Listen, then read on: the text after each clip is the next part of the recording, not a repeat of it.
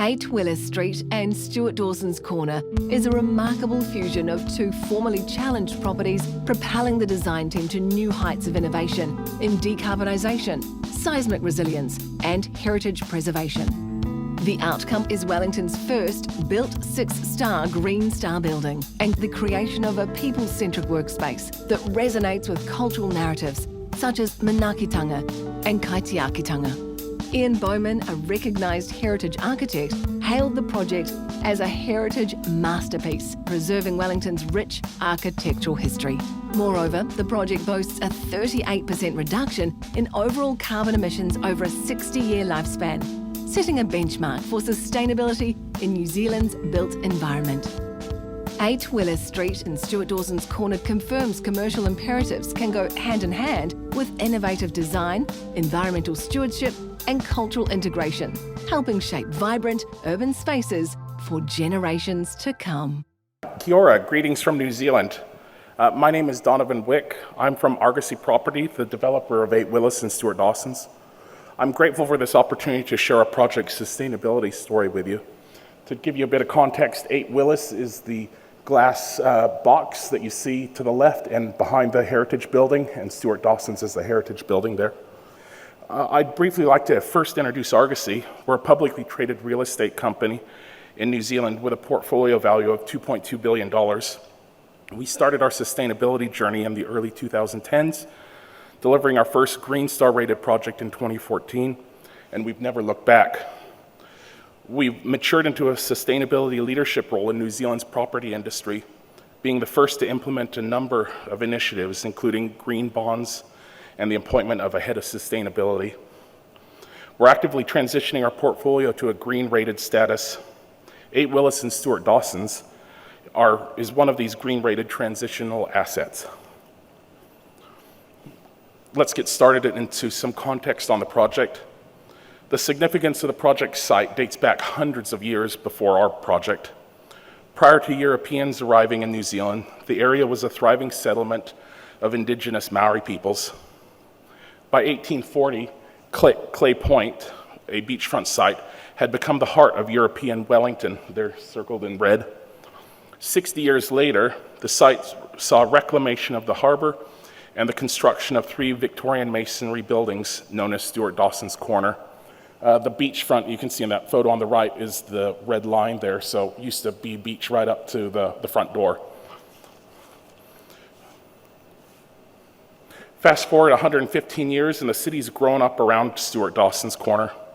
Neighboring heritage buildings were replaced by postmodern office buildings, including 8 Willis there on the left, and Stewart Dawson's had lost many of its character elements to time and was no longer up to earthquake standards. Speaking of earthquakes, for those of you that don't know, New Zealand is on the Pacific Ring of Fire, and the site is just a few hundred meters from a major earthquake fault line. These seismic considerations require New Zealand buildings to have substantially higher amounts of steel and concrete, meaning a higher embodied carbon footprint. In 2016, the region experienced a major earthquake, and the government introduced rules for unreinforced masonry buildings, which meant Argosy had to undertake a significant strengthening project on the heritage building.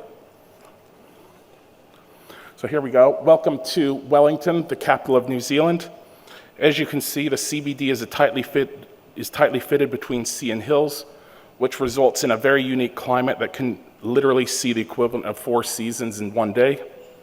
Our site there is to the left, and you can see in the far right-hand corner our famous beehive, which is our head of government.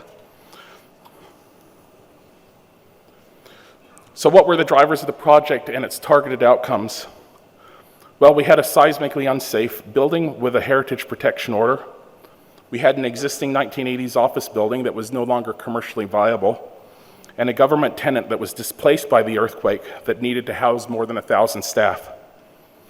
Our targeted outcomes included an imperative to increase the net lettable floor area, improve seismic performance to 130% of our local building code, jointly target with a tenant a 6 Green Star base build and interiors fit-out rating for 8 Willis, decarbonize the development, and deliver a people-centered workspace don't try to read this, there's too much information there.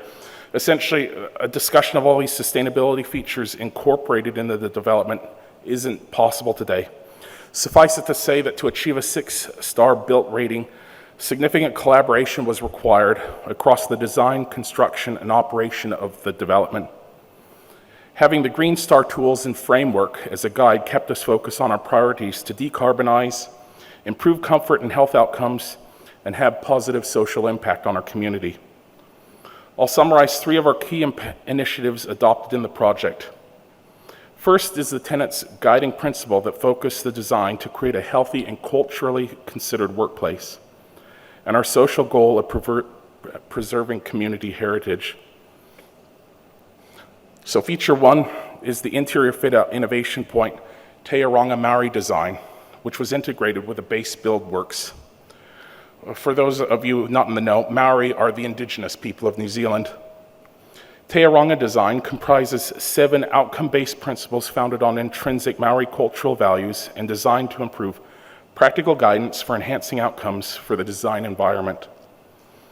A consultative process was held with designers, tenants, and the indigenous representatives to discuss and understand how these principles may inform the design such that it is reflective of the cultural and natural history of the location and the core values of the users of the space.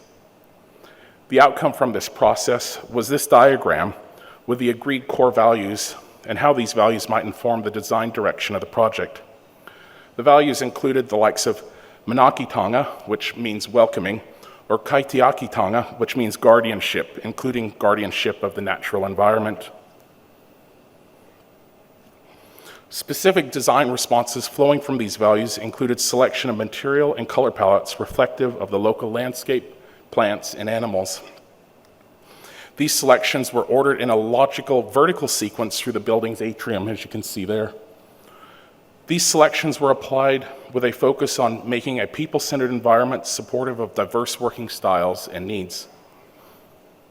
Now we come to one of my favorite parts of the building, the interpretation of the arrival experience from the sea, landing on a sandy coastal beach in a traditional canoe, climbing the feature central atrium and arriving at the top of the building, enjoying views out to the sky and the distant mountains.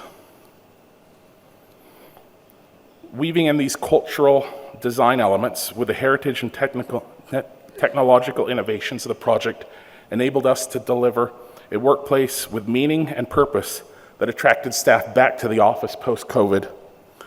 Speaking of heritage, another of the project's aim was to enhance and promote positive social value. This included with the comprehensive restoration of one of Wellington's early clusters of colonial buildings to an international standard. The contractor assured me that there was nothing easy about the restoration project that we had to undertake. However, the outcome is a triumph of place for the community to enjoy for another century to come.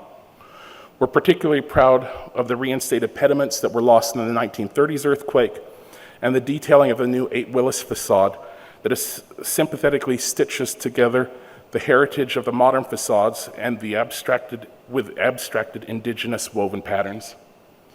So just there, that center slide, the new building's on the left, the Stewart Dawson's is on the right, and you can see the architect worked really hard to tie those two together while maintaining their own independence.